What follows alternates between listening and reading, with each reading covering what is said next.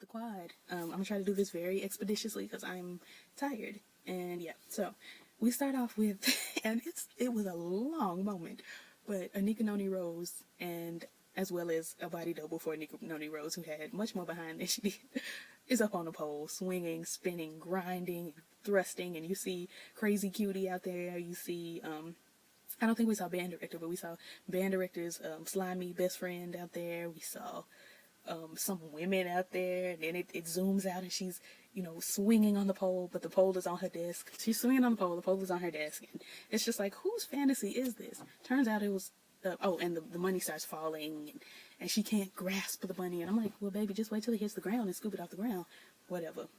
And then everybody starts laughing, and, excuse me, and then it turns out that this was a dream that Dr. Fletcher was having, and I was like, what's the point?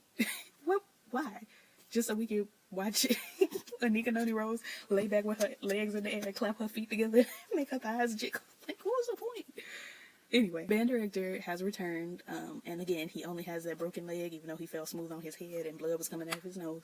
Whatever. Noni comes by, brings back the little footstool that she... So you just gonna... Yeah, you done scared me. I'm hearing noises and stuff going on. Okay, put your gun away, Reverend. All right. It's just me. All right. I was about to get shot down at the house. But, yeah, no. So Noni swings back by and she brings back the footstool.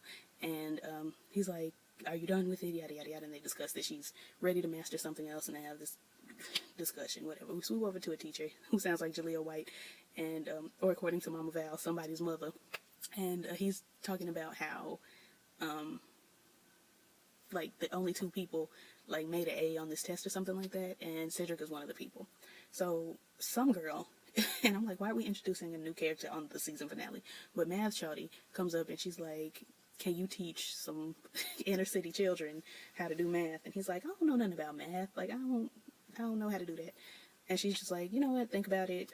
I think it'd be dope. Sydney looks great. She's got on this blue little ensemble. She's looking real cute.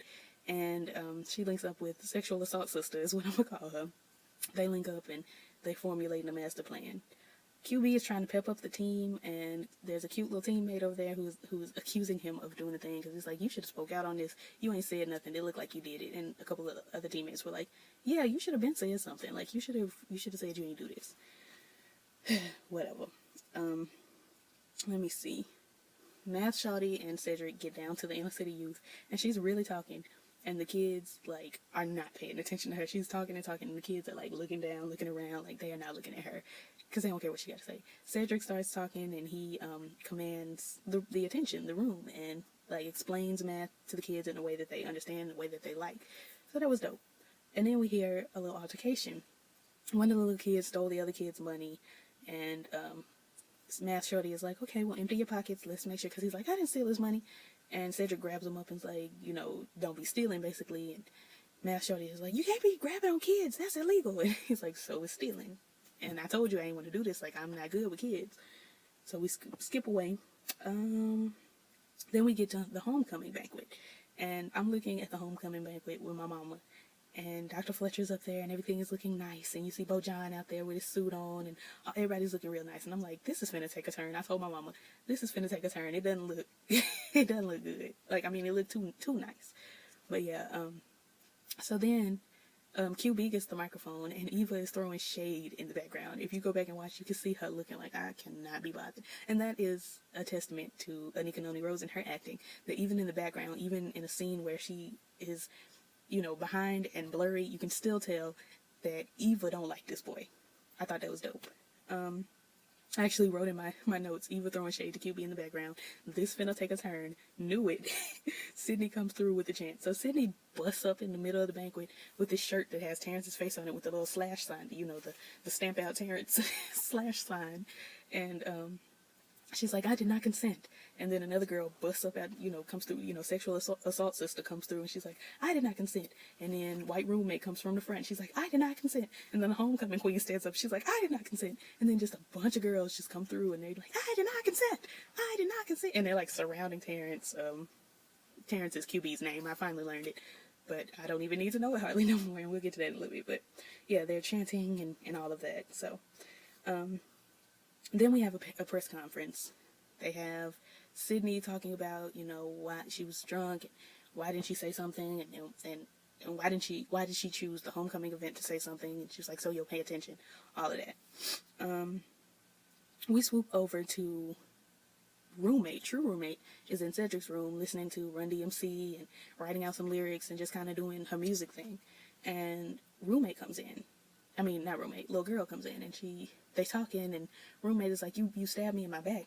Come to find out that little girl, Eva the Messy, she set up ignorant nigga with the hoop earrings for taking the band director's music. Like, she took the picture of the music, sent it to the other guy from the band director's phone. So now they've reconciled.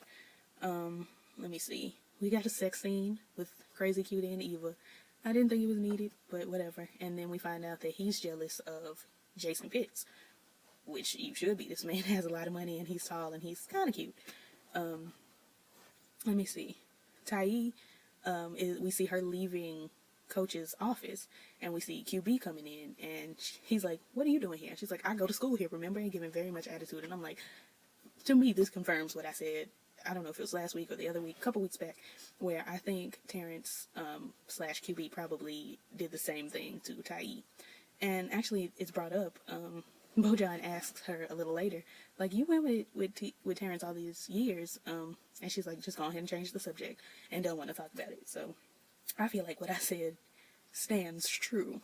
QB is in trouble. He gets sat down from the team, like Jacob sat down from preaching over on Greenleaf, and Coach is starting to believe that, Coach does believe now that he did it, and he's like, I should not have believed you to begin with. Crazy Cutie read a text message that clarified that Eva is getting a divorce, and so he comes in proposing to her, and he's like, I know the divorce isn't final, but I just want to be with you, yada yada yada. And I turned to my mom, I was like, so he gonna propose to her, and she's expected to get married just straight off of this divorce? Like, give her a little space. And she said, I don't even know if I want to be married again. Like, give her some time. And she sure enough don't want to marry you. You got kicked out from other school. Whatever. Let me see. Math Shawty comes through, and she's like, is it crazy that I've wanted to kiss you ever since sometime in the past, yada yada yada. And I guess he's done grieving because sex. And so I will be referring to her now as Math Harlot rather than Math Shawty. And I hope she don't get pregnant, because I ain't seen nobody do anything as far as a protection. So maybe she's on the pill. And yeah, I was bored with all the sex scenes and the booty clapping and all of that. It's like, what was the point? But whatever. We see them setting up for like a little quad party or something like that, and then we hear a pop. I ain't paying no attention to it, because I was like, these are sounds you hear when somebody's like setting up a stage, like maybe somebody dropped something, you know, like, it didn't seem like a gunshot. But then we hear campus police, what's going on, how may I help you?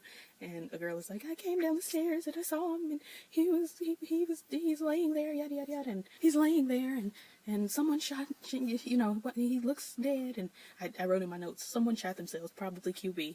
And then it turns out it is QB. And my mom was like, they ain't walking fast enough. And I'm like, he already dead, so it don't matter how fast they walk, he ain't getting up. But yeah, turns out that it's QB. He's self-inflicted this gunshot wound, and now he's dead, so I don't have to worry about knowing that his name is Terrence, even though I took the time to learn it this evening.